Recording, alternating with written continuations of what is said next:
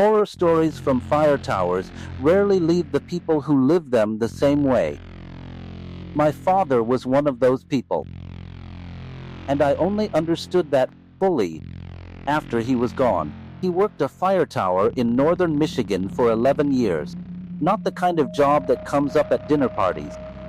Not the kind of job anyone asks about twice. He would answer questions with the minimum number of words necessary and then find something across the room that needed his attention. I thought that was just how he was. Private, self-contained. I was 26 before I understood that those were not personality traits. They were habits he had built to protect something. He did not talk about the tower, not once in 11 years of working there, and not in the 4 years after he left. He kept a military-grade duffel bag in the corner of his bedroom closet, behind the winter coats, zipped and locked with a combination I never knew. He did not collect things. He was not sentimental. That bag had no business being there unless what was inside it needed to stay close. When he died, I found it within the hour. I did not know what I was looking for. I just knew it was there. The bag held almost nothing. An old radio log from the tower, some maps marked in pencil, a folded photograph of a ridgeline I did not recognize, and underneath all of it, sealed in a clear plastic sleeve, a single sheet of paper. Typed. Clean. No date. No signature. 5 lines, each one numbered. The paper had been folded and unfolded so many times that the creases had worn soft, almost furry at the edges. I carried it to the kitchen table and set it under the light. I read the first line. Rule 1. If the soil beneath the tower begins to hum before midnight, stay off the ground until morning. I set the paper down, looked at it, picked it up again. I did not sleep that night. The humming was the one he mentioned first, and I understand now why. It was the rule that asked the least of you and gave the most away. All you had to do was notice. Notice and stay still. But noticing meant accepting that the ground beneath you was not ground. Not entirely, not always. He had written 1 page of notes about it. Not in the rule sheet, but in the back of the radio log, in his handwriting, pressed hard like he was making sure the words stuck. He wrote that it started low, below the range where you could be certain you were hearing anything at all, more felt than heard. A vibration in the soles of your boots. Then it would move into the walls of the tower, and the metal would pick it up and carry it upward, and by the time you noticed it in your chest, you had already been standing on the porch too long. He wrote the words "do not go down" twice, underlined both times. I have tried to understand this. I cannot. The second rule was the one that made me close the log for an hour before I could go on. Rule 2. If you hear someone calling your name from the eastern slope after dark, answer once and do not answer again. My father's name was Daniel. I sat with that for a long time. His note said the voice was never wrong. It always had your name right. It always sounded like someone you would walk toward, someone close enough that it would feel strange not to respond.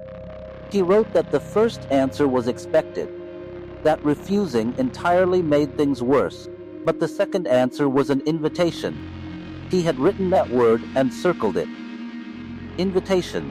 He did not explain what you were inviting. There had been a man at the tower before him. His name is not in the radio logs, only his initials, and a gap of 6 months where the log simply stops. My father had been told by the forestry office that the previous ranger had walked off the job without notice, citing a family emergency. There were no family contacts on file. The part I have never told anyone comes next. Rule 3 concerned a smell, not a sound or a shape or a light. A smell, specifically, the smell of something sweet and wrong, like fruit left in standing water, like rot dressed up as something almost pleasant. Rule 3 said if that smell reached the observation deck, close the floor hatch and do not open it until the smell was gone. However long that took. My father's notes described it arriving twice, once in early spring, once in October. He wrote that the second time lasted 4 hours. He spent 4 hours in a 10-foot square room at the top of a tower in the middle of nowhere, sitting on the floor with his back against the hatch, and he wrote about it in 2 sentences. He was not a man who wasted words on fear. That restraint scared me more than anything else in the log. The 4th rule asked him to do something I still do not fully understand.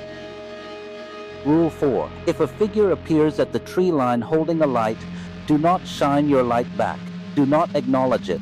Make no sign that you are watching.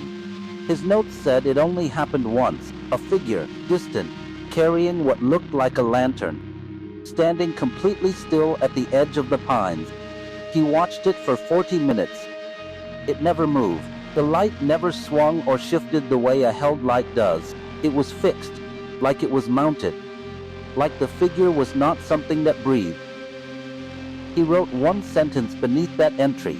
It was still there when I went to sleep. He did not write what it was there when he woke up. The 5th rule was the shortest. 6 words.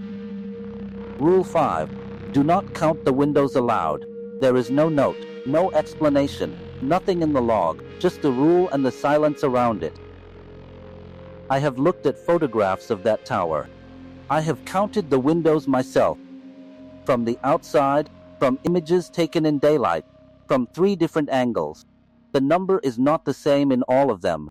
I have not gone there. I do not plan to. But I have kept the rule sheet in a plastic sleeve in the back of my closet, and sometimes I take it out and read it, and I think about my father alone in that tower, learning these things one by one, and choosing, for 11 years, not to say a word. I do not know if he was protecting me. I do not know if the tower is still staffed. I do not know if whoever works there now has the same list, or a different one, or nothing at all. What I know is that last October, just after midnight, I woke up and my apartment felt strange. Not wrong exactly, just off. The way a room feels when the air pressure changes before a storm, and somewhere outside my window, something was humming. Low, steady. Just below the place where you can be certain you are hearing anything at all. I stayed in bed until morning. I did not go near the floor.